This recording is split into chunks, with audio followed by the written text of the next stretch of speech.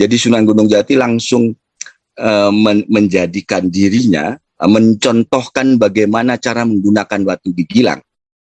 Dengan cara duduk sila di Watu Gigilang, mangka Angandika. Setelah duduk dia kemudian memerintahkan, seranglah Pakuan, kemudian bangunlah pertapaan di Pulau Sari, itu perintahnya. Nah, karena itu sebagian sejarawan menyatakan raja pertama di Banten itu bukan Maulana Hasanuddin, tetapi Sunan Gunung Jati, karena Sunan Gunung Jatilah yang pertama kali duduk di Watu Gigilang itu. Setelah itu, setelah Angandika, setelah memberikan perintah itu, lalu Sunan Gunung Jati balik lagi ke Cirebon.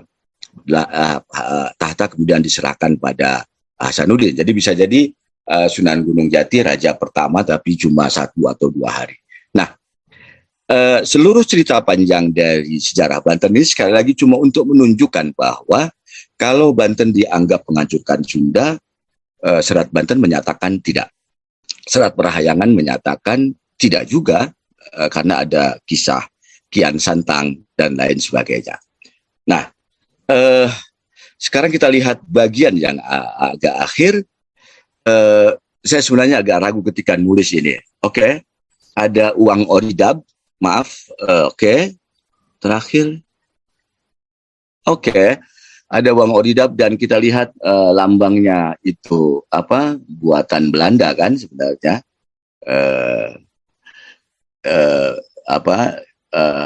Saya sebenarnya ini menjadi satu bagian dari apa yang terjadi setelah itu, apa warisan kebudayaannya. Jawabannya warisan kebudayaannya tidak ada. Banten tiba-tiba saja menjadi, karena kita melupakan sejarah Banten kita. Misalnya yang ada itu misalnya sejarah perang, misalnya dibesar-besarkan tuh peperangan antara Pucuk Umun dan Hasanuddin. Kalau di sejarah Banten tidak ada peperangan Pucuk Umun Raja dengan Hasanuddin, tidak ada itu. Untuk bagian Banten dan sekitarnya dilakukan secara damai kalau dalam sejarah Banten. Tetapi dalam mitos di masyarakat Banten ada peperangan, ada keinginan balas dendam.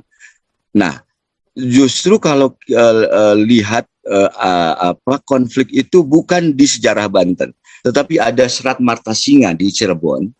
Nah, Serat Martasinga itu yang mengemukakan adanya pengikutnya Pucuk Umun yang dendam kemudian bertapa di Gunung Padang. Lalu setelah tapa sekian puluh tahun, syaratnya tapa di situ, kata